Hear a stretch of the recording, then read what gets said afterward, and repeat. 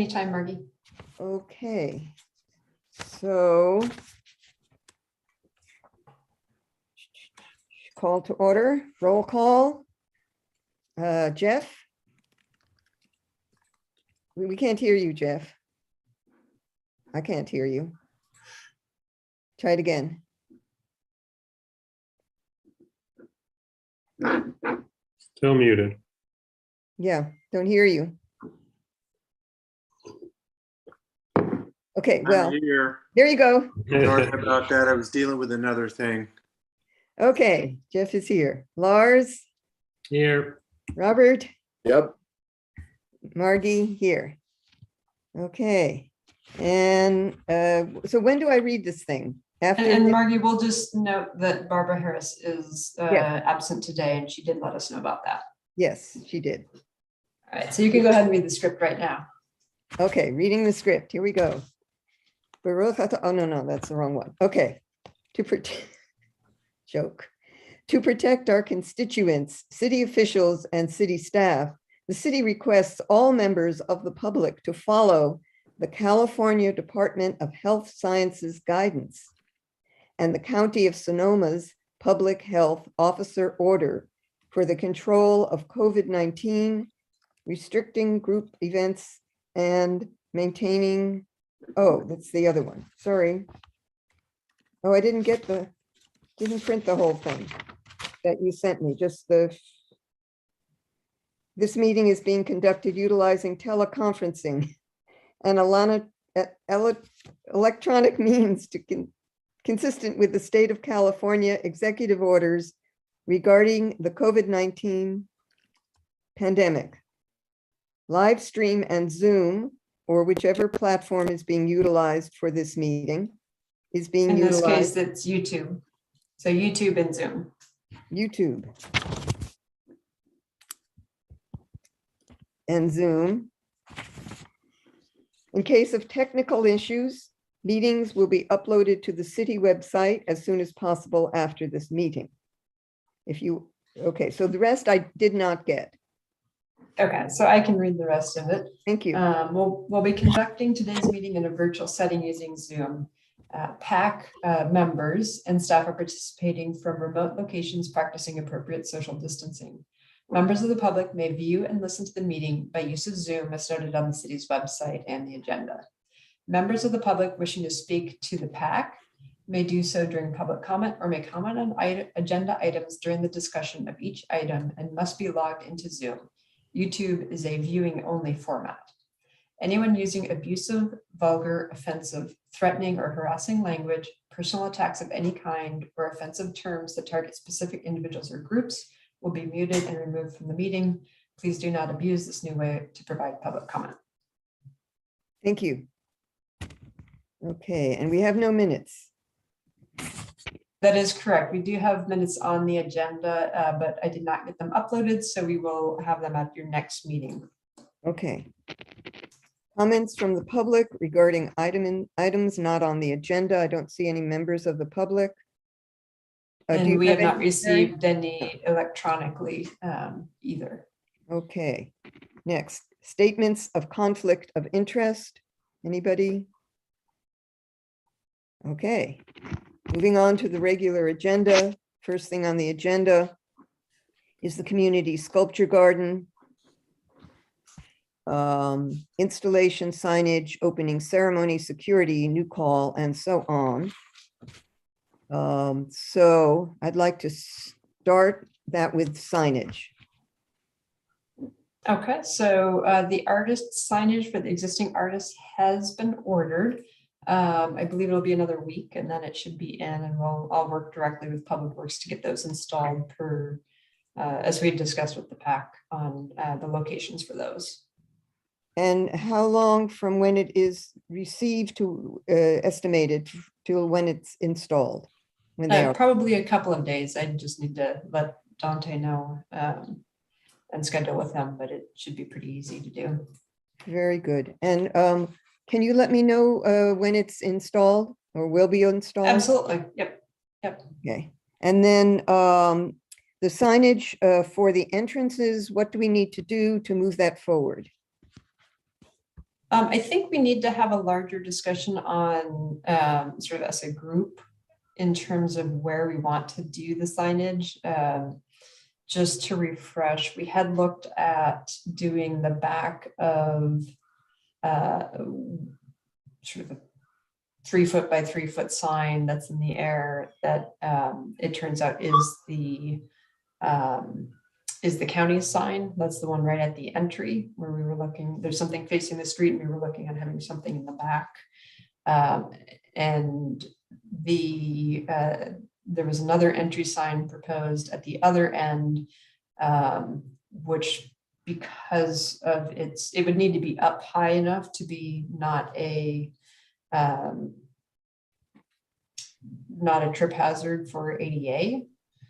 And so that we can still have a sign in that location, but it would need to be higher. And my understanding from when we met on the site the day of the installation was that there was a desire not to have a real high sign because of the issues of it sort of blocking, particularly the medallion and the Support Woman 1 sculpture that are kind of directly behind that. So I think it would be helpful if there was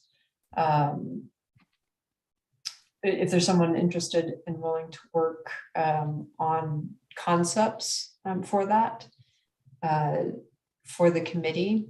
And I can put you in touch with our building official who would be the person to make sure that it complies with ADA requirements. Mhm. Okay.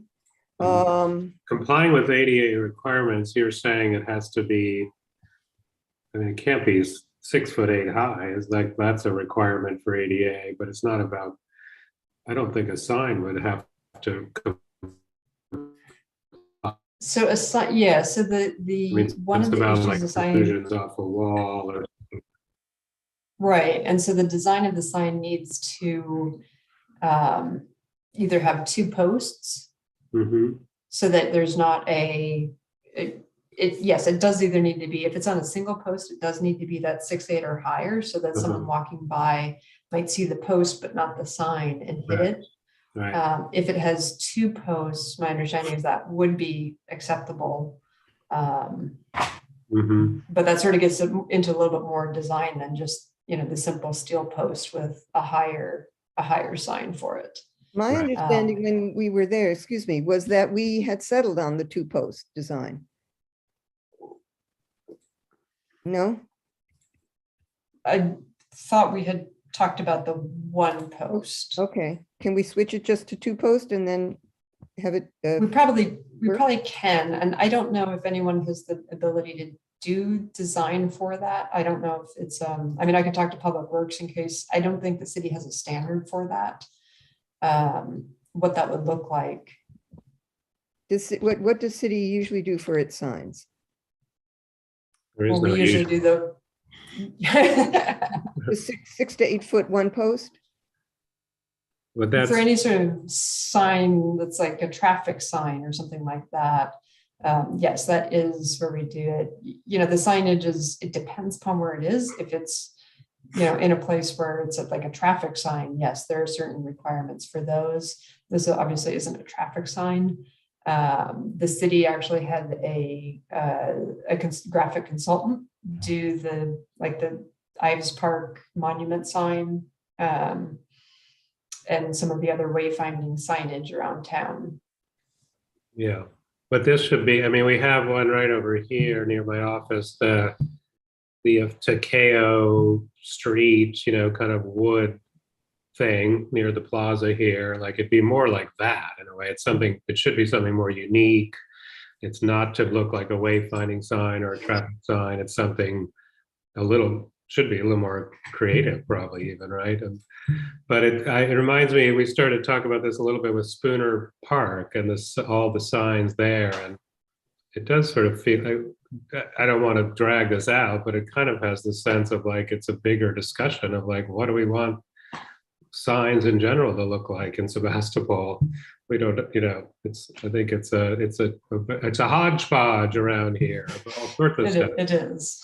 Well, in terms of people understanding what's going on there and security, it would be good if we could get at least one sign up, if not both, at the two entrances, one of the entrances, rather than wait until there's a whole conceptual Mhm.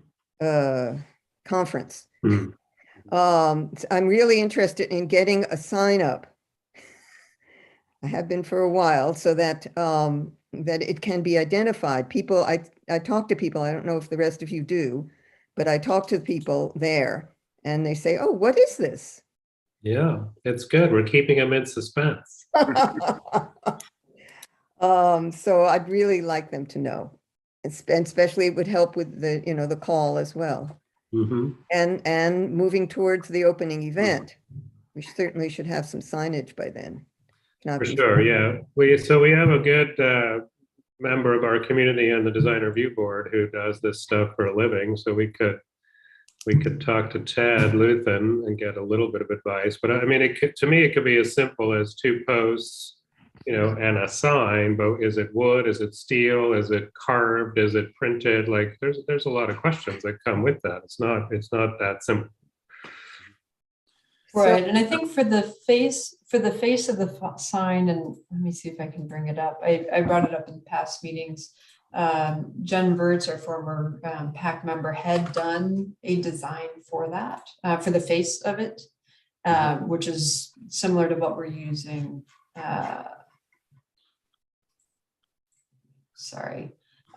Which is similar to what we're using text-wise and format-wise for these sculptures. I do know that which is an interesting thing, that the city generally uses metal posts for their signs, which is actually the flag of why the county uses wood for their posts. The city uses metal because of maintenance, and you know, they just last longer. So that's probably their preference. All right, So my question is, overall, what can we do now, today, to move forward getting at least one sign in place as soon as possible, understanding that, as Lars was saying, there's a big discussion going on, but I don't think we should wait for that before there's any signage at Yeah, all. Margie, I'm not suggesting that at all. Okay, great. I'm just throwing out all the thoughts here. But so Jen designed this. Yes. So yeah, so this is ready to go. I think the only thing we were going to do is put council first and then the PAC. That's generally how the city would do that for city etiquette. But yeah, so that is actually, and I think Margie, you said it should say community sculpture garden, not Sebastopol sculpture garden. So there are a couple of tweaks to that, but the general design of it is ready to go. So that would be, we would do how that. that gets mounted and where remains the question though. Well, why not just do 2 sort of tube steel posts and mount it directly to that at a certain height? I mean, it could be pretty basic. Okay. And I do remember having a discussion about that sign too, as a committee, and we all were comfortable with it and wanted to go ahead with it. It's possible, because I remember Jen saying we could reach out to her if you know, we needed some things relative to her expertise. I'm happy to contact her. Maybe she can share whatever master or you know, working software she used with me and or us. And then it's just a matter of tweaking the words as you just explained, Carrie, and then it should be ready to go. She would probably do that herself if we asked her, right? Yeah.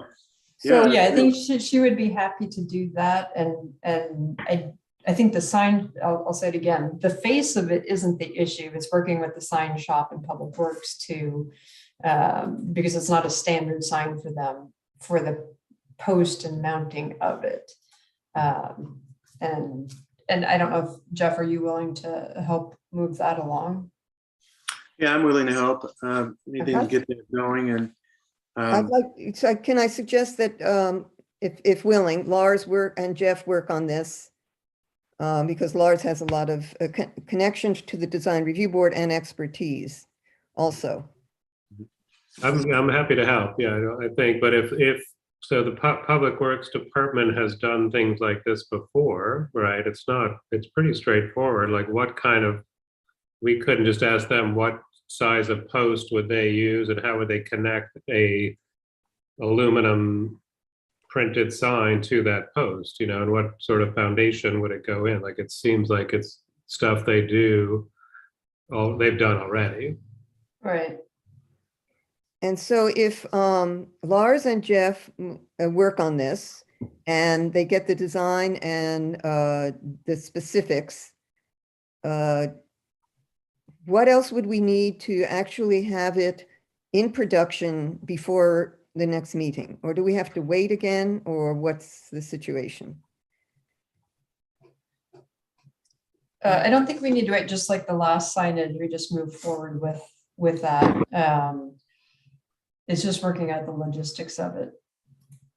Which And includes, if this committee, then this committee can authorize, Jeff and Lars to finalize the design. I think we do need to know the location of where you want it placed. There were two different locations that we had talked about, and let me just, I can pull up an aerial, maybe we can talk about, because I think that's the other piece of it, is to understand where it would be located.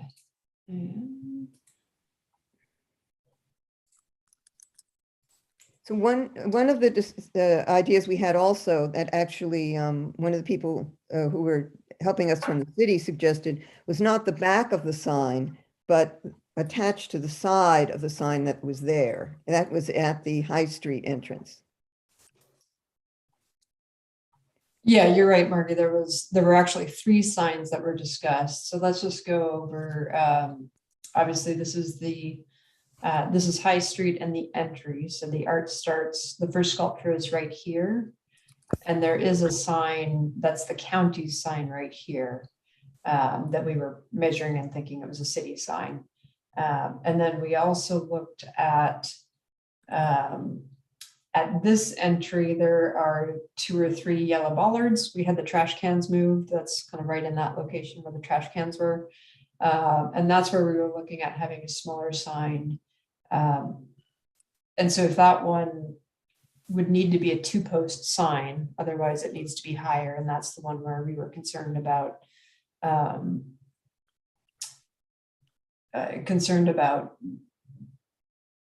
it, if it was a higher sign blocking the pedestal views as you were sort of looking into the garden.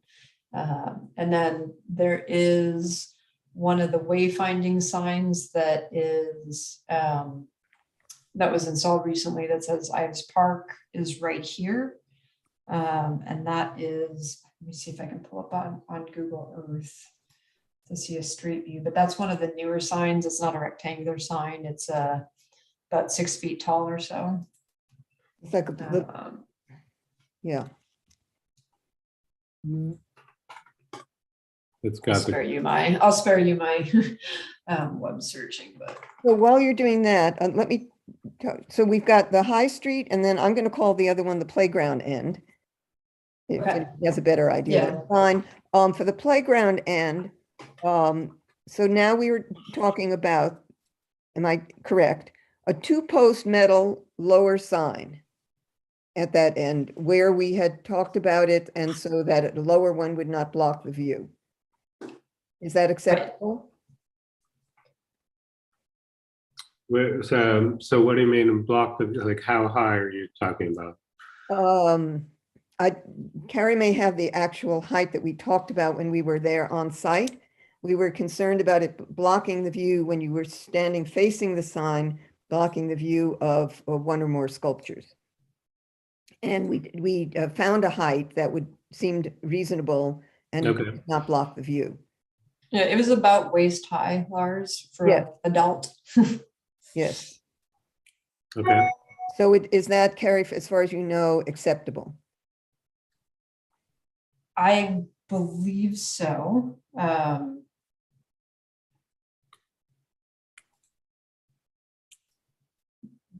In the fact that, yeah, so I think the comments I got back was that let me find those comments.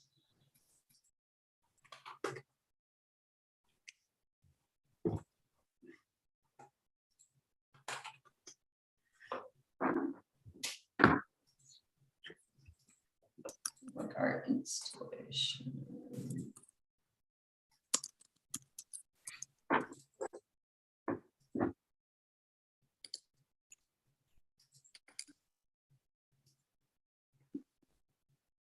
So the comment I got was that all signs attached to poles need to be above 7-foot clearance for pedestrian safety, but I do think it's a little different if there are, if there's 2 posts, so I think that's the. Mhm. All right. And are those, is that Next height, the step. pedestrian height, is that for signage that is actually installed into or immediately adjacent to pedestrian ways? In other words, So landscaping versus, any place a person might walk. And so because it's a park, people can walk wherever is, Mhm. because, yeah, Jeff, I thought, well, it's in between a couple of bollards, is that adequate? But that's not, because it's a park, people walk off trail, and so that was still a concern. It's also between 2 obvious walking paths. 3 obvious walking paths, and it's not on a walking path, as far as I recall. But I think if it's 2 posts, I don't think we have to really worry about it. Okay, good, good. So that one would be easier, and then going back to the one on High Street, the one that, the idea about putting it on the side of the existing sign, was there any feedback on that? Not the back. Hold on, let me just pull that up.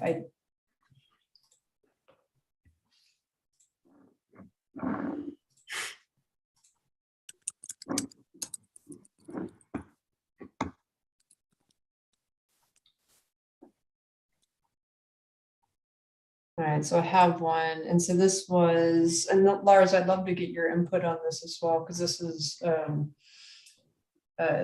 the one for Laguna Santa Rosa, but there's a sign. Sorry, hold on, just let me point it out. So this is the county sign that we thought we might be able to put something on the back of. Right about here, and I think this might actually be the marker for where the sign actually went. The city has a wayfinding program, and we've done phase 1 of it, which is the ped line and walking maps, but also includes some of the monument signs. And so this is, the sign that's there now, it says Ives Park, and then it's got a bunch of, this is how it's oriented. Looking from High Street at it, it says Ives. Oops, sorry.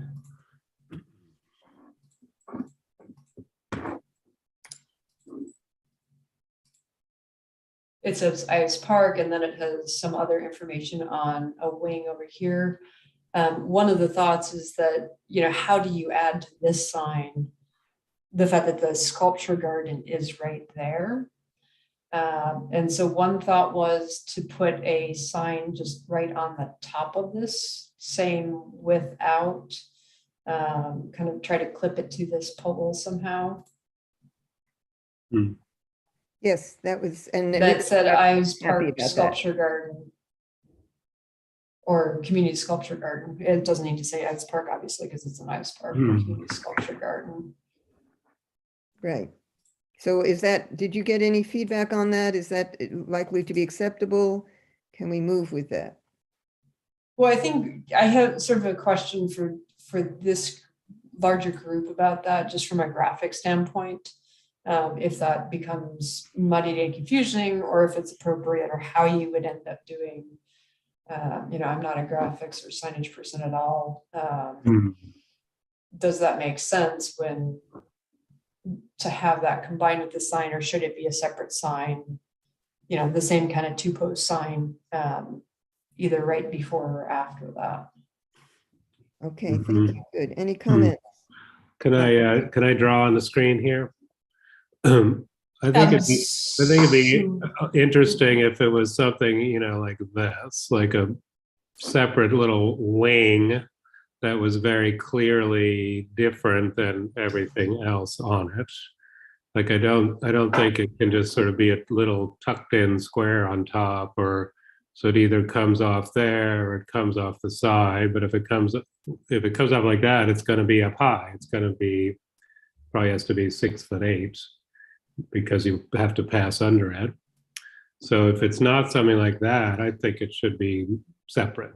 Like, I think it's a pretty unique design. All of these around town, to add onto it, I think is going to be tricky. So I had a few thoughts about it too.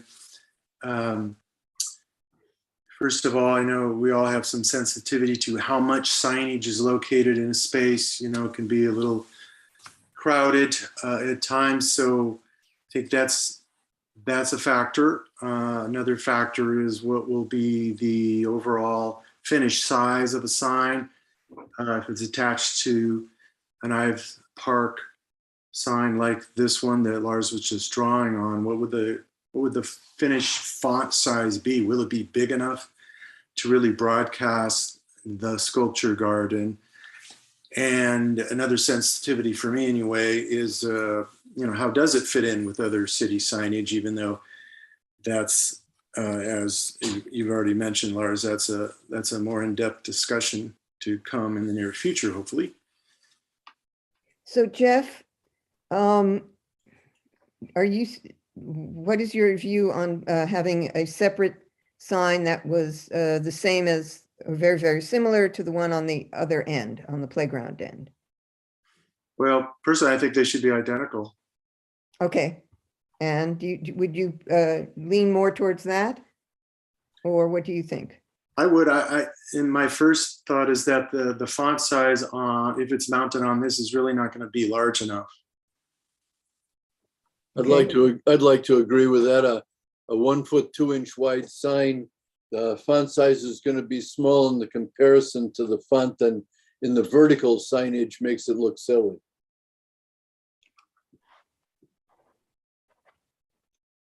Excellent. So we're moving towards a separate second sign, identical to the first one at this location. Is that accurate? Yeah. Okay, and that's certainly easier to have two identical signs, one on each end, for sure, in terms of ordering. I guess any direction on where the placement for that, like I said, the first sculpture is sort of right where the arrow is, the sculpture jam Zephyr. And then the white post here is where it's sort of marked out in the pavement. I believe that's where the wayfinding sign for Ives Park is. Oh. So if this sign is the shorter kind, if it was in a couple ideas, if it was in front of the wayfinding sign, it would not obscure that information. That's one possibility. The other is so there's that wooden, so it's county, but it's a 2-post sign. Yep, right there. And that's of a acceptable height. What do you mean acceptable height, Margie? Well, you were saying that it couldn't be, if it can't be too high or too low, and if it's on 2 posts, it could be lower than, and I'm just wondering like what the rules and regulations are, because now we see here's a 2-post sign, and that the height must be acceptable because it's there, it exists. Right, and you can kind of see on the other side, this is sort of a park rule sign or something, and the bottom of that sign is probably the 7 feet. Mm-hmm. Is there room between the county sign and the sculpture? Could I interject something here? Mm-hmm. Yeah. In all my work on, would you leave the picture up? Oh, sorry, yeah. I was trying to find the picture of where the sculpture is from one of Jeffrey's. The one that you just had. In all my work on the art center, I wanted to get rid of that sign. It seemed to me superfluous. There is another sign As you're entering the parking area, there is, yeah, way back there. Yeah, that Oh, right one. there. That one. The sign that's at the entrance to the sculpture garden is redundant and superfluous and unread by anyone, as the traffic flow is the other direction because it's a one-way parking lot. So my suggestion would be to discuss with the Art Center removing that sign, using the 2 posts and putting our sign on it. Okay. And I wanted to trailer on to Robert's comments too. I think I'm still a little confused about the possibility of attaching to this existing wooden 2-post here. What if it were below this one? How does that interfere with the standards? If no one can actually pass under it or through it? That would, I think it would be legal in that sense, but it would not be very attractive, I think, next to that other sign. I think Robert said either we get rid of that sign altogether or we distance ourselves from it. What I want to say agree that with I that. remember when that sign was installed, and it was right after there was a shooting in that area. And my impression was that it was put there specifically there as a deterrent. And is there anyone who thinks that deters anybody from anything? Well, there hasn't been a shooting there since. Yeah, and there haven't been any elephants since I've been tearing up newspaper. I mean, I think the less signs, especially if they're not relevant, the better in town. I'm always a proponent of sort of decluttering. So, Robert, are you able to talk with the Center for the Arts about potentially getting this removed? Because I think that would be, that would be ideal. And then, yeah, whatever height. I think when we were out there, Jeff and Margie, we had talked about the sign on this side of the sculpture being this size, just on the back.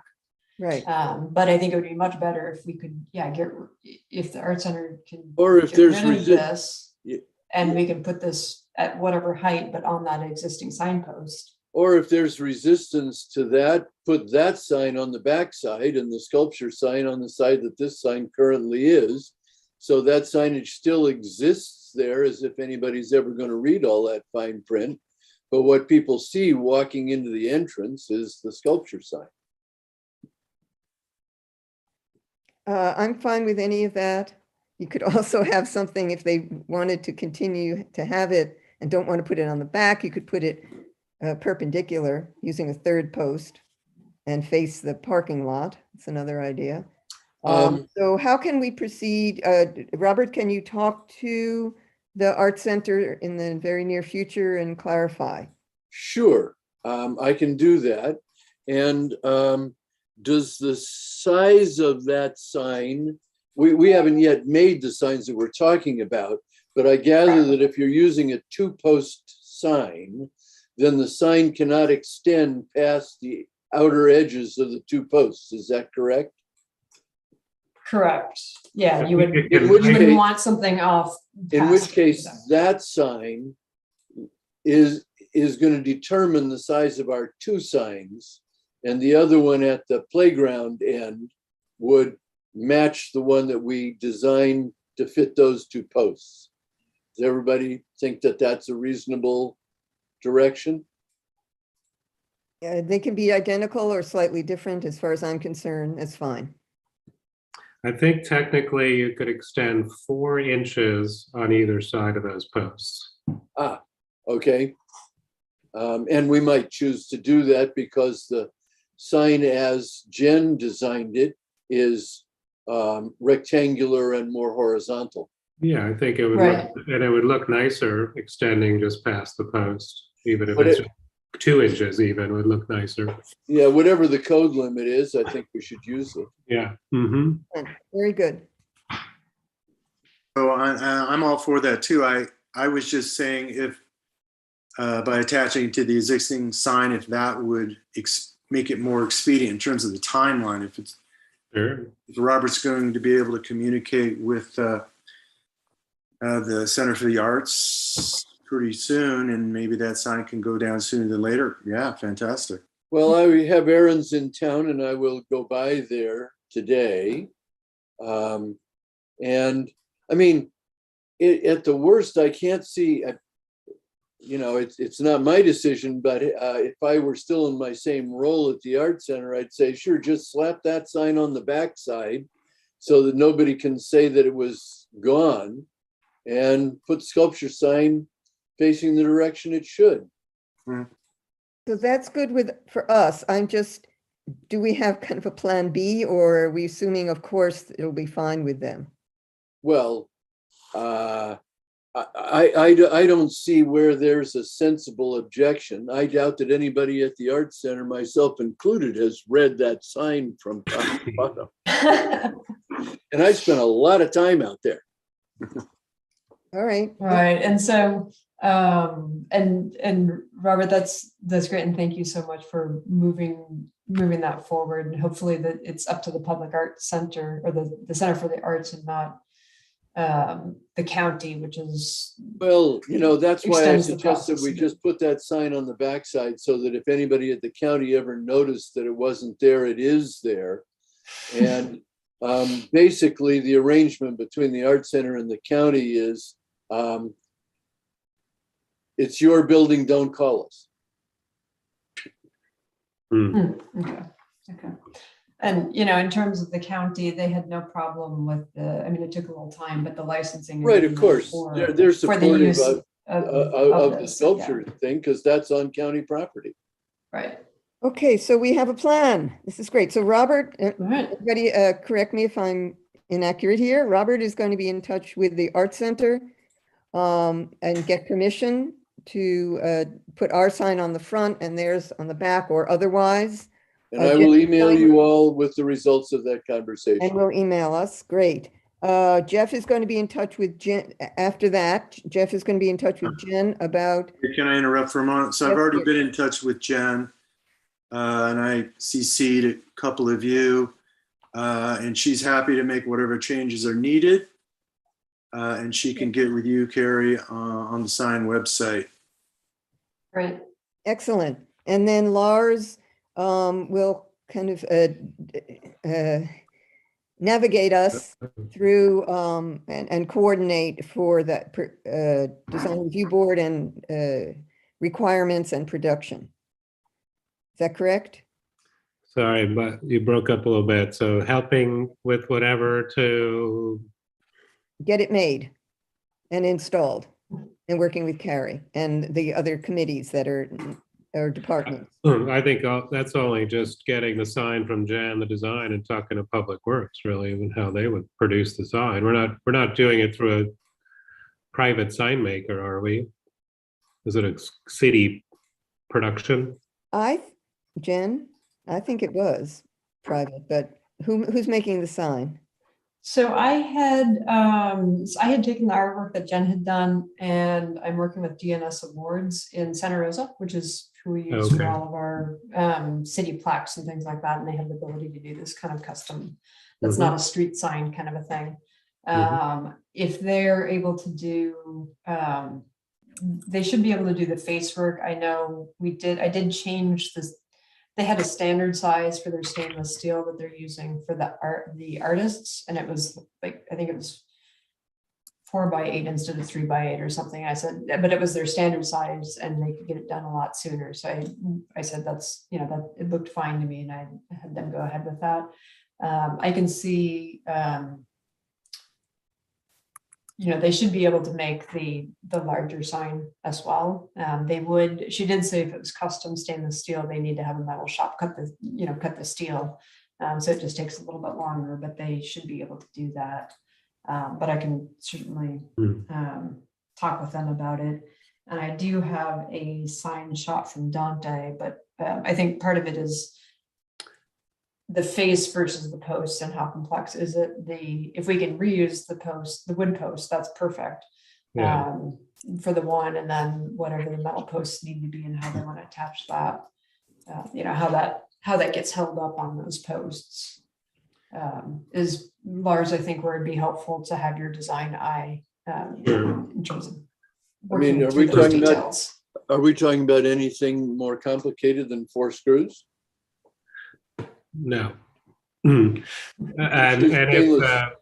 if you need another resource, I mean, here, so this is my construction sign when I have a project, you know, on site. Mhm. It's just, it's called a leucobond. It's not even steel, right? It's just this kind of composite material with aluminum face. It's very light. You know, this is not that expensive to do. So DPS, which is a blueprinting place in Santa Rosa, made that for me. Well, the metal one is, we're looking at something more long-lasting, permanent there. Right. Yeah. Correct, yeah. We just use stainless screws and they match the background and The stainless, yeah, if we have budget for stainless steel sign, let's do a stainless steel sign. Yeah, we do, and I believe Public Works usually uses a tamper-resistant screw for them, but. Yeah. And are we Yeah, going just to have 'cause- any difficulty with the metal post, wood post situation? City is council. there a reason we can't use wood posts for the other sign? I think, I think Public Works usually doesn't because the metal posts are less maintenance issues, you know, if they get, but I don't think they would have a problem, you know, if we have permission from the art center to mount to that sign, they just, you know, we're a right. government, we can't just go ahead and do it anyway, we have to go through the proper channels. And so that's where they kind of came back and said, oh, that's actually not our sign, we can't, you know, we can't move forward with it until we know that we can. I will get a Do that. letter. And Perfect. if that goes swimmingly, and the other one at the playground end needs to be metal, but is otherwise the same, I think that would be acceptable. There's no rule that they have to be absolute mirrors. We'd like it, but that's my perspective. Mhm. Carrie, would you be so kind as to pull up the sign design one more time briefly?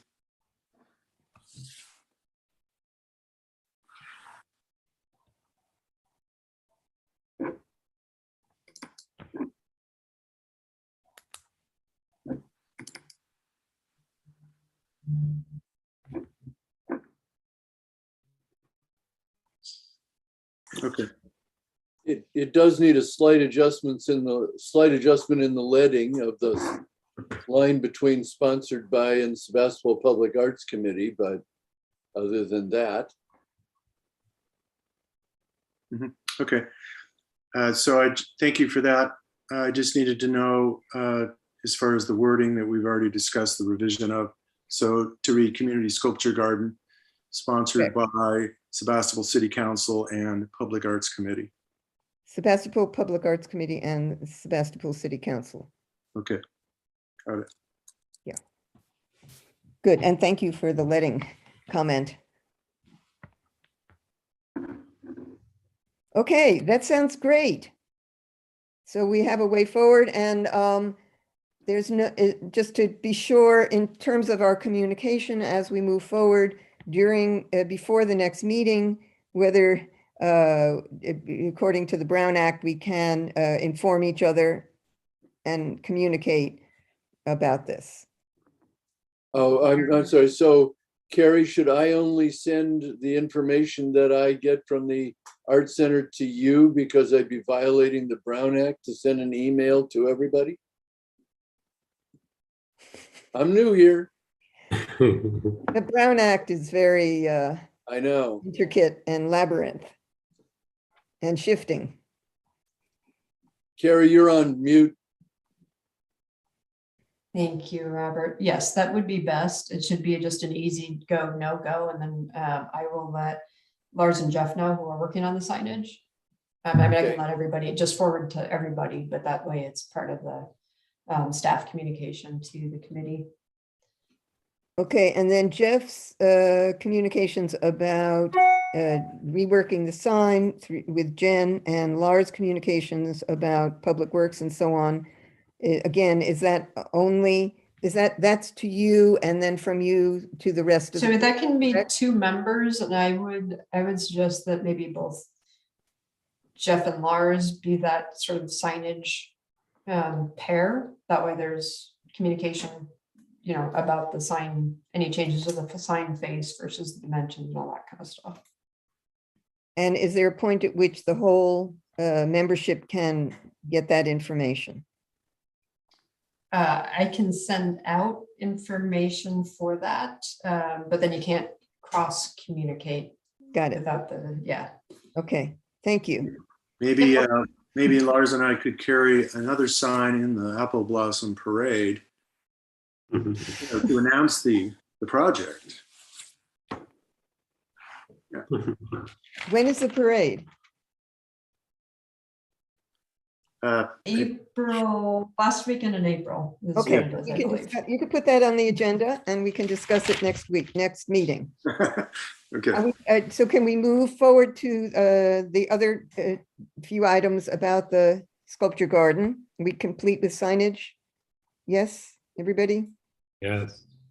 Excellent. Good work. Thank you so much. Okay, security.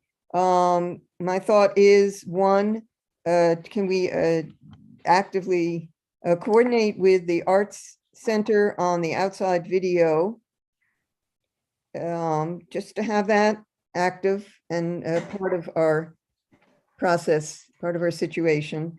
And also just to officially be on, contact the police to be on board, even if they're not going to do anything.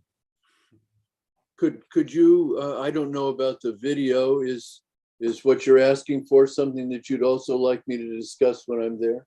That would be excellent. We have discussed this in the past, and I talked to people at the Arts Center. So they have a video and it includes external.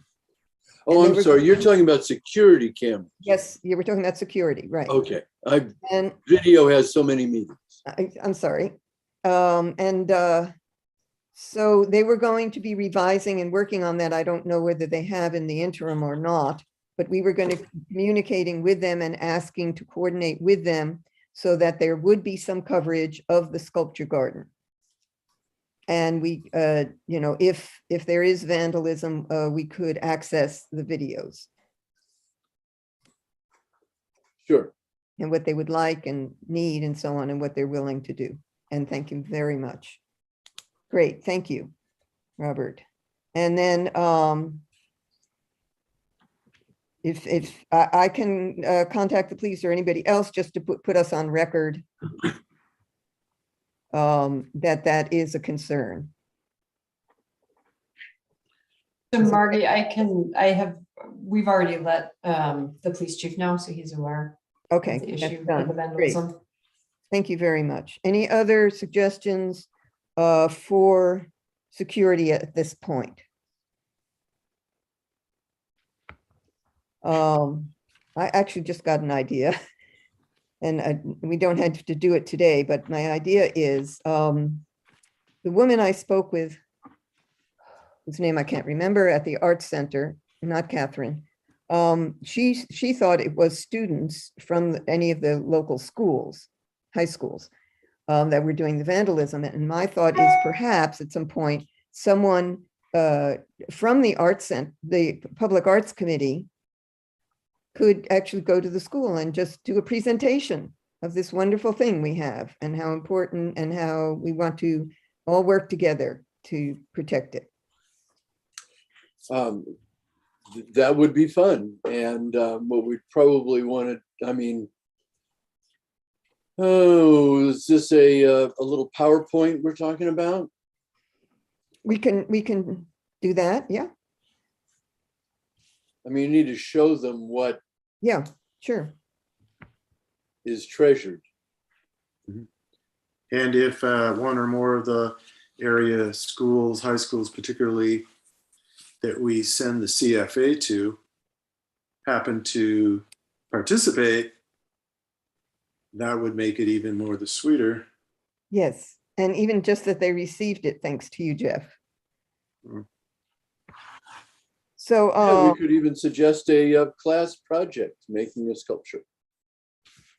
I was gonna say, if it's something you arrange sooner, there's a call out, and it certainly would be open to high schoolers to put something together to submit. So I Or think, maybe they could be part of the sculpture jam, part of the opening. mhm, Oh, that's excellent, Lars. Yeah. good. I would say that the best way to go about that, right, is to talk to one of the art teachers to get them enrolled. Yeah, I- just to bring you up to date, I forwarded to Margie to have CFAs forwarded to fine arts and visual arts and make project teachers at West County. Right. We haven't gone beyond West County at this point. So my understanding is there are two schools in very nearby, right? High schools? Yeah, high school or grade, grade school that has older upper grade in it. Well, the high school is West County High School, formerly Anley, maybe still Anley. I don't know. They go back and forth.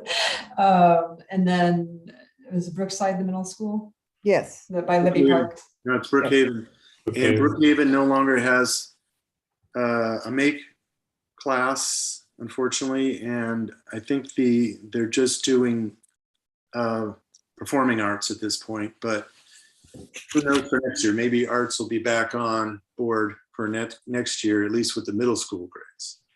Okay, however, even if they don't have an art program, they do have students that we want to reach and encourage to respect the sculptures. That's true. So those three schools, any other schools in the area nearby that we're not thinking about? That we, Yeah, well, if we're doing middle school grades, there's Twin Hills okay, and that's, Williside. We're talking about people that can walk by here or Yes. just any schools in the area? I'm thinking walk by Yeah. So initially, just to maybe at some later point, Sunridge School, right? that's just up the road. Yeah, We might see what the reaction is to the first couple of presentations and see if it's something, whether the art teachers would like their classes to see. And I mean, if the teachers are indifferent to it, then we might as well just talk to the schools that are nearby and try not to make the message sound like it's all about don't vandalize the sculptures. oh no, But- it's about, isn't this great and how can we connect with you? Yeah, and my guess is that the art teachers would love to have presentations like that. I have I'm I have sorry, some relationships in the art department at Annalee because I, for years, took them great huge stacks of 2 foot by 3 foot paper that was the overrun from the Art at a Glance calendar business that I had. And they used it for posters and painting and lining tables and stuff like that. And of course, I know the ceramic teachers, so okay. if we put something like that together, I would be happy to go and ask to do a presentation and do it. And I also want to add Parkside, even though it's not upper grades, that has the most incredible art production. Oh, That school, we used to go tutor there, and we were always blown away by what they would produce and put on the walls. Yeah, if it gets to Okay, that point, I would be happy to assist because I taught at both of those schools. which two, Oh. Jeff? Parkside, Brookhaven, and also formerly Pinecrest before it was rented to Sunridge. oh, Okay. well, you might certainly be the better person to go and do the presentation at those schools. Although it'd be great to actually have a professional artist along as well. Mhm. I would love to go to Parkside because we do have that connection, and I do work as a illustrator. So should we continue this on to the next agenda so we can kind of just Yes, check let's in do with that. it on the next meeting? Very good. And everybody just think Okay. about it and how. they Does, want- does anybody in the committee have any expertise in PowerPoint? Ooh, there's no hands being raised here. Well, I could bet you certainly- there are people in the school who do. Yeah. Okay, and then moving on from security.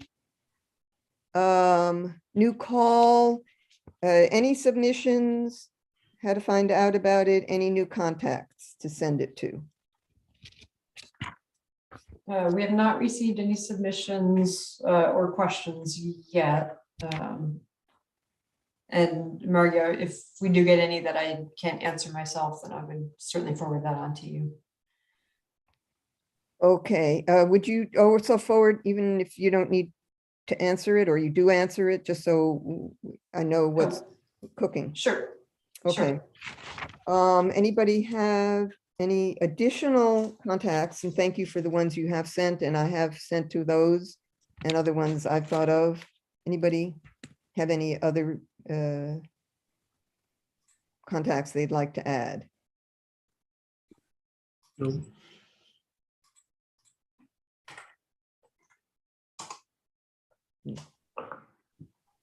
Okay, well, let me know if you do.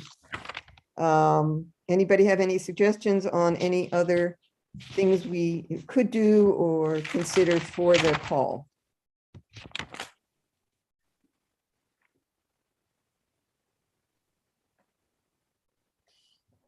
Okay.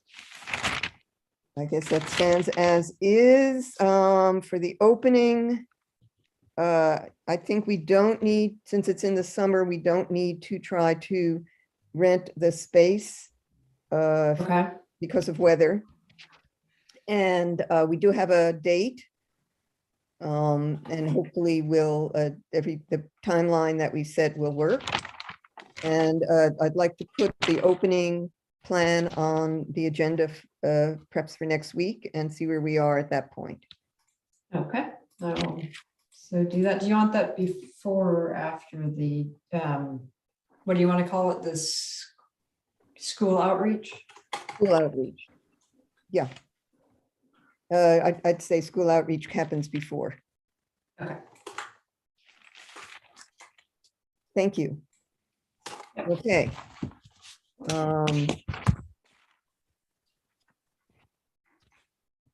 Next, are we complete now with discussion of the sculpture garden? Any other comments or anything before we go on? Okay, well done. Discussion of PAC subcommittees and non-PAC members' participation.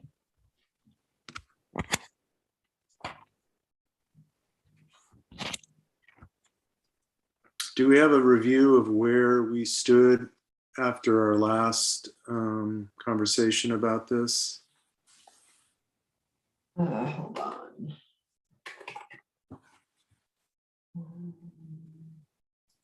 I do not have those minutes from the minute taker next. I just have from the, I have January 1st, but that's not last month. That's the months before. My recollection is that we did vote on and pass I guess it's proposal to move forward with setting this up. There was someone here and her question was the relationship of the work done by non-PAC members who are assisting, and the reply was yes, since this is reflective of the PAC, that the PAC needs to okay it, acknowledge, and okay, include. That's what I remember. We had gone to that point. So what do we need to do to move forward with setting it up and running it? So yeah, thank you, Margie, for reminding us. We did, yeah, the Public Art Committee did note that they wanted to approve anyone who they were going to utilize on who wanted to do a subcommittee work.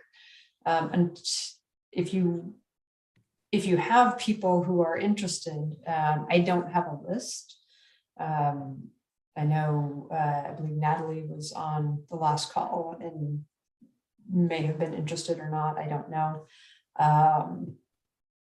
So there's two ways you could go about it. One is to do outreach and see if there are people who are interested in that.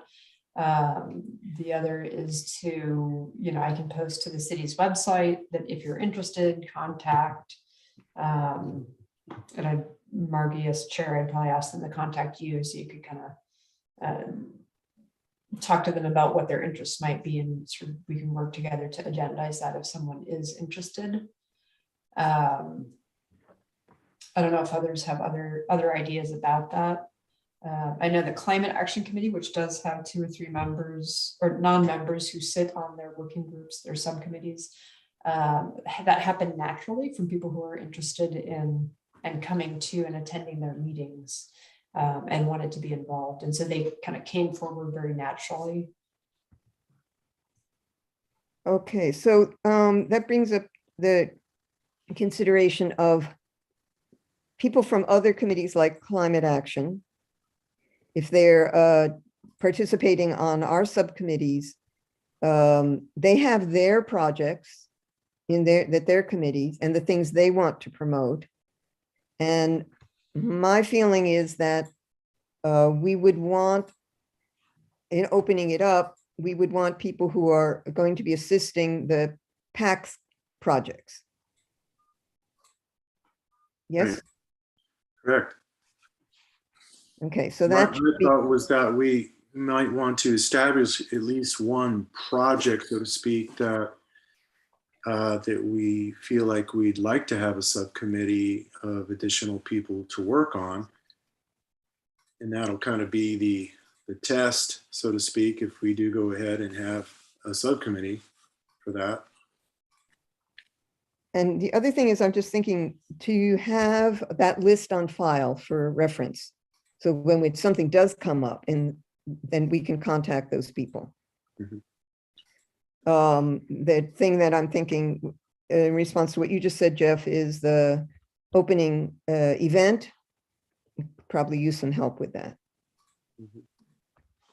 Yeah, true. I have a question for staff about any potential citizens who might serve on a subcommittee. Is there any kind of vetting that takes place with those people?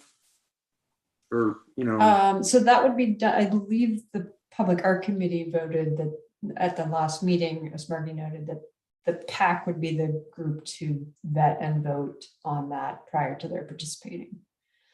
The Climate Action Committee, they're pretty self-starting. They sort of organized it themselves. Their subcommittees are not staff. Their subcommittees go off, do work, come back and report to the whole group what they're working on. And I'm not sure how they vetted those, or if they vetted those folks. They did not do it in a formal committee meeting because I staffed their formal committee meetings. They did it, I think, more naturally. The subcommittees, they have standing subcommittees working on different topics like transportation and education and outreach and things like that. And so I think people approached them and said, hey, I'm interested in this. Being on, can I join this working group? And that working group said, sure. okay, thank you. So we could do that vetting through the subcommittee itself rather than at a general meeting, at our meeting. Vetting of members. Yeah, from the city's perspective, it's a sort of all volunteer coordination kind of process. This is not someone who's on the actual committee, so it doesn't require any sort of staff or council approval. So what do people think about doing it that way, having the subcommittees vet? And then I don't know, then they have to propose bring it back to the whole committee and vote on it, or what? You can always reconsider the direction from your last meeting if you want to change that. I think it does make sense to understand how you're going to do it. Yeah. I don't know how complicated you want to make it, though. You're sort of looking at volunteers who want to help the committee. Okay, any comments? Well, I was just going to add that taking your example, Margie, about the CSG opening event and perhaps having volunteers in a subcommittee that would help work on some of those things. So perhaps then on the next agenda, we further discuss that. Well, what are our needs, and what would we need additional help with that the PAC itself wouldn't be able to handle by itself. Okay. Well, it's not just that we couldn't handle, it's just that it would be a little, there are things that if we had help, it would be even better. Yeah, considering we're all volunteers, spreading it out a little bit definitely helps a lot. Okay, so should we put that on the, add that to the agenda? Next meeting, what needs, what possible needs? And in terms of outreach, You're talking about possible needs for the opening of the community sculpture garden. right, and any other ideas, other projects. I mean, it seems to me what Jeff was saying makes sense, that it's a little more informal, that our committee is doing a good job and we're marching along, and then there comes a project that's bigger and we need help, and then we seek out some help. And that, I don't think even a vetting process, quote unquote, is hardly necessary if we're just asking people to volunteer a little time for something. If it's getting involved in a longer term subcommittee process, that's a little different. Okay, yeah, so I think further discussion, I mean, it's like, what would we ask other people to do? Does it involve decisions? Does it involve decisions that one of those non-members would make that would affect or reflect on the committee, and so on and so on? So I think we should discuss it before we go forward and actually engage in it. I think having a file list of possible people of interest would mean going with the outreach initially. So that could occur, as Carrie was saying, through the city website, maybe through the Art Center and other contacts. Do we want to put that forward for, to focus actually implementing that for at the next meeting, if we haven't overloaded it already? Mhm. Yeah, I would say revisit it on the next agenda at the next meeting, discuss the opening and the needs, and then also discuss or perhaps even brainstorming possible volunteers to get that off the ground if necessary. Okay, thank you. Any other comments on this topic?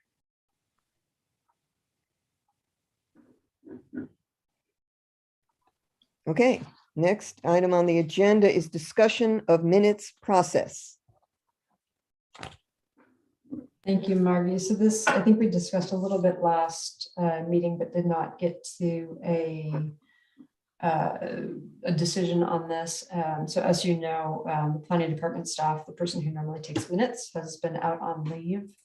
And so I do have someone hired to do minutes, but she's, this isn't her only city that she does minutes for. So she is working on the backlog, and it looks like we will have minutes for 2 or 3 months at your next agenda. But one question I had going forward, the PAC had already voted in the past to go to action minutes instead of the verbatim-ish kind of minutes that we had previously. And so one of the ways to get more timely minutes available to the committee is to have a committee member or rotating committee members take the minutes. I can provide a format for what the what the minutes need to look like, so the attendance, the date of the meeting, and the attendance need to be recorded. Those are pretty easy to do in the format of the minutes, and then any actions for the committee. Our climate action committee does this for theirs, and then they just send them to me, and we post as staff as the minutes for the meeting. and the other alternative is not to do that, but to just understand it. I am working through staffing issues, and there's a timeliness lag. I want to make sure that this committee is getting what they need, but I am struggling with some staffing issues right now. So if there's a list of actions, who makes that list? So like the Climate Action Committee, a committee member actually does that as the sort of the secretary for the committee. But you also said there was someone that was coming on who would be doing that also for a number of weeks or months? So I have someone who is working through the backlog of minutes after I found out my staffing issues was going to be more long range. She is working through the backlog, and so I'm not suggesting that someone go back and redo the minutes for the past. She's working through the backlog right now, as well as doing minutes for our DRB and our Planning Commission. This is a question about how to move forward for this in future meetings in terms of making sure we get timely, especially the action items, out to the group. So do people have comment? So here's someone who wants to function as the secretary for that, or do you want to do it a different way?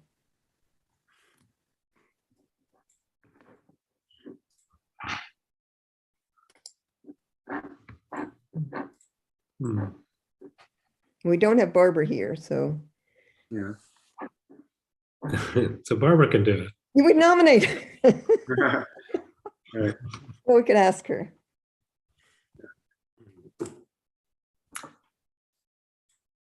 Okay. Do we want to do it that way, or anybody have any other suggestion of how we want to do it? Could we, so you're hoping to hire someone at the city to do this in the future, essentially. You're just looking for a little stopgap measure? Hopefully, like I said, I have someone out on leave. If she comes back, then she is the person who normally does the minutes for this group. But right now, there's certainly a need for a way to make sure we have timely coverage. The other option is I sort of step back from facilitating and actually take the minutes during the meeting, but that it sort of limits my ability to interact with the committee. I can't take minutes and sort of answer questions and sort of bring up stuff at the same time. It's right, but that's sort of true for all of us, right? If we're taking minutes, we're not participating as much. Right. Is there kind of a legal part of this where the minutes have to be, a certain way and really complete and really detailed, or so legally? The city of Sebastopol has a history of doing minutes that are much, much, much more comprehensive than they need to be. They're almost verbatim, and that's how this committee used to be a few years ago. We did change, even when staff was doing the minutes for the committee, to be more action oriented.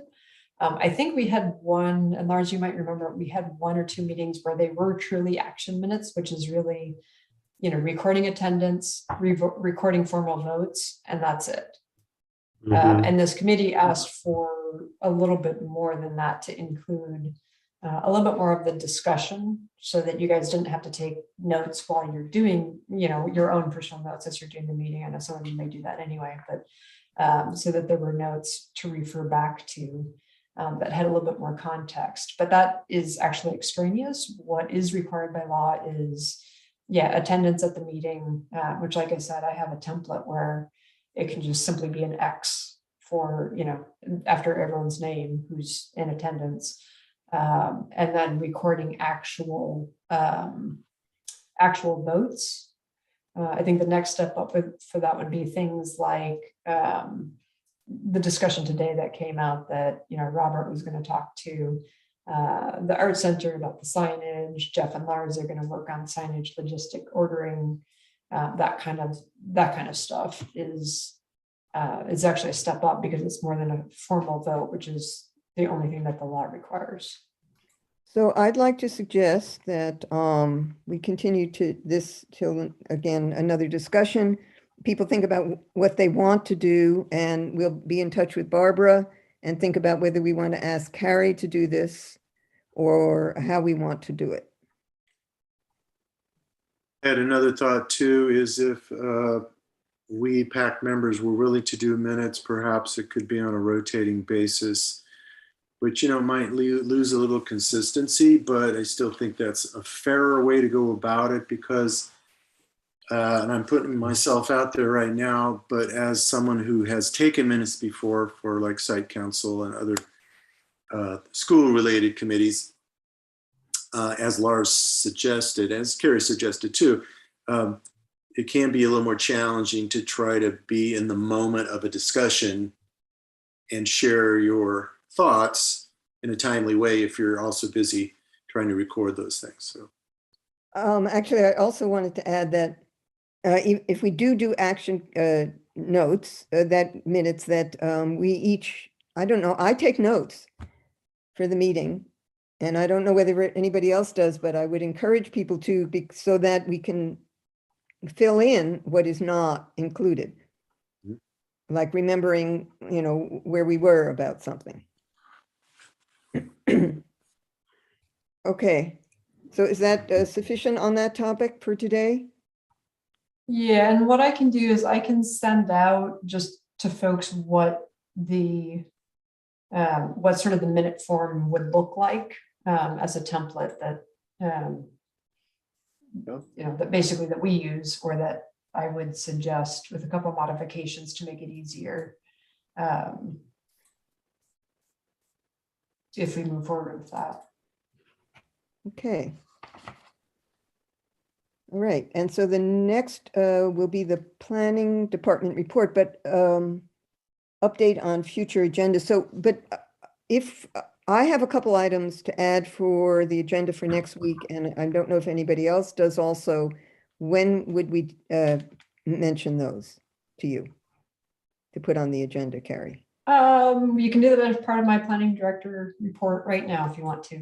Okay. Should we start with that or end with that? Your choice. I'll just do a real brief department report. A few things happening in the city. The city council did have a meeting last night, and they approved the Huntley Square 10-unit mini townhome project. That is a project that will go to the design review board. Lars, I know the DRB has already seen it in the past. As a preliminary review, the tentative map and rezoning were approved last night. So that'll move forward through design review for its final approvals needed for that project. There is a housing element workshop. It was actually supposed to be last night, although the meeting ran so late that it was rescheduled for a special meeting that's coming Monday at 6. And so that is planning for housing and policies and strategies. The city should a discussion of those with the city council and the consultant and planning staff. Again, that's Monday night at 6, and that'll be on Zoom. So definitely, if you know people who are interested or yourselves want to join, that would be great. We are starting to move through budget hearings. And so for this group, the Public Art Committee, I have a couple of things, the remaining funding for the other art projects. Although Michael McGinnis may have his installed by the end of this fiscal year on June 30th.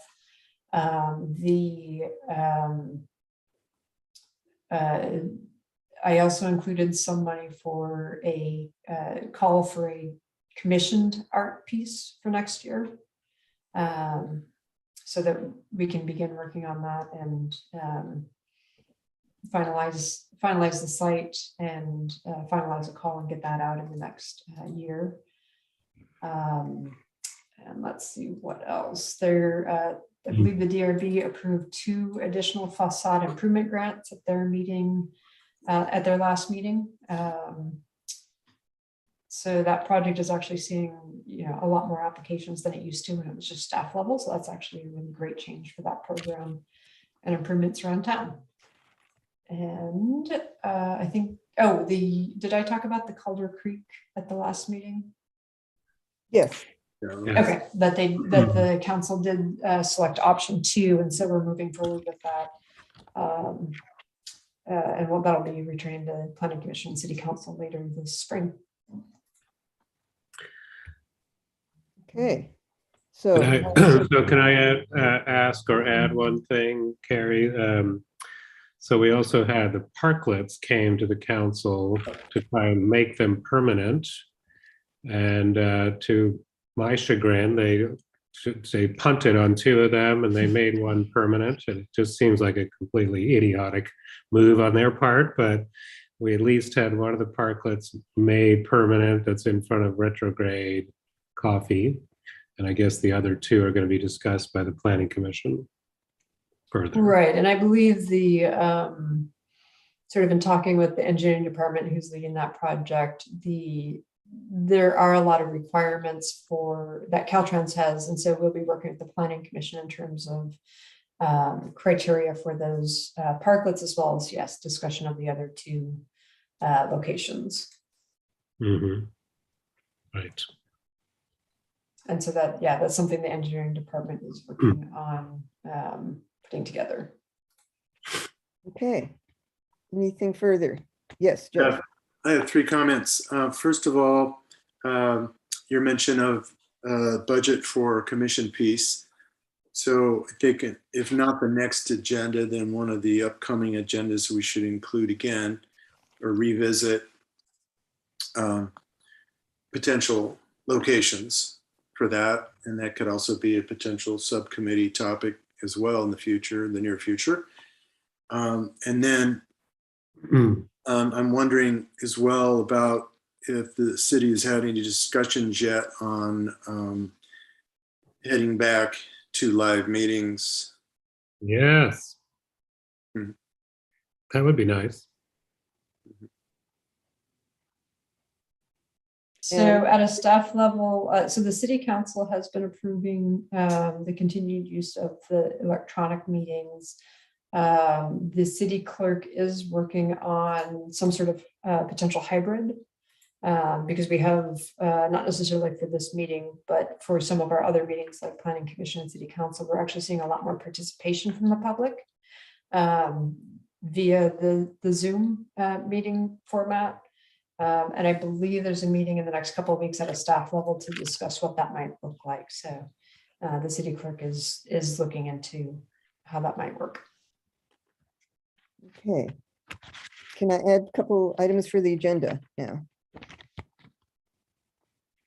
Yes? Sure. Oh, okay. One, I'd like to set aside a certain period of time, like maybe 10 minutes or something like that, for a period of questions and answers about the Brown Act. And number 2, I have a proposal I'd like to make, but I'm not going to put it in now, but to discuss regarding absences from the committee, committee members and staff, and how we want to handle that and advise about that. So those are the 2 items I have. Also, I wanted to mention, in case you didn't know, that Sarah Gurney having her Sebastopol Walk event last Saturday included the sculpture garden. And I was there and Beth Hartman was there. And there was quite a large group of people that came and looked at the sculptures and asked questions. I talked about the project and the PAC, and Beth talked about her work. So just wanted to let you all know. And Sarah said it was very well received and people were really interested and continued to talk about it. That's fantastic. Yeah, neat. I neglected to bring up, I'm assuming, Carrie, that there's no further updates on Nedcon. Correct. We don't have any updates on that. I do know, what I do know is that both of those projects are having some additional insurance issues. One for the Michael McGinnis in terms of installation, so I need to do some follow-up on that. And for the other, the Geotech, the city is looking at hiring the Geotech. Ned basically said he couldn't handle that. So I'm going through the process of setting up a contract and getting all their insurance approved to be able to contract with them specifically. So basically my department or myself will be handling that instead of Ned to try to move that project forward. So that's something that we should keep in mind when we do our next commission too, the insurance issues. Well, unfortunately, the city is part of a consortium. It was called REMIS, Redwood Empire Municipal Insurance Fund. It's now CIRA, but it's basically a consortium of a number of cities and counties and special districts. They self-insure, but in doing so, they have very rigorous insurance standards. And I certainly do at a staff level, it makes it very complex to hire any sort of consultant or, the artist insurance requirements and all those types of things. I don't know if there's anything to discuss. It's just a fact of life in the city. And it unfortunately does slow projects down and takes up a lot of staff time to work through some of those details. Okay. We have two more minutes. Anybody want to mention anything or add anything? Excuse me. Who runs Sculpture Jam?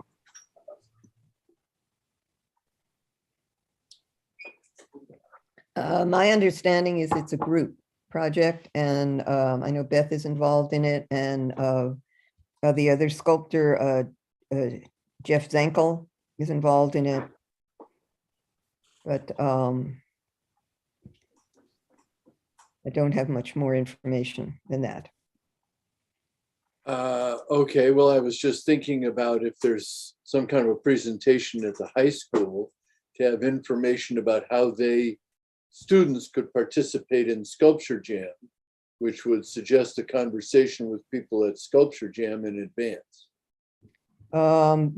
Okay, let me clarify that the opening event, in the opening of the PAC, the Community Sculpture Garden, is not a Sculpture Jam event. I wasn't referring to that at all. Okay, and that, so it's reflective of that kind of process, but it's the PAC that's doing it with those specific sculptors, some of which have been involved with Sculpture Jam. The school, we certainly could get information from members of the Sculpture Jam. When we go to the outreach in the school, again, it would be the PAC, not the Sculpture Jam.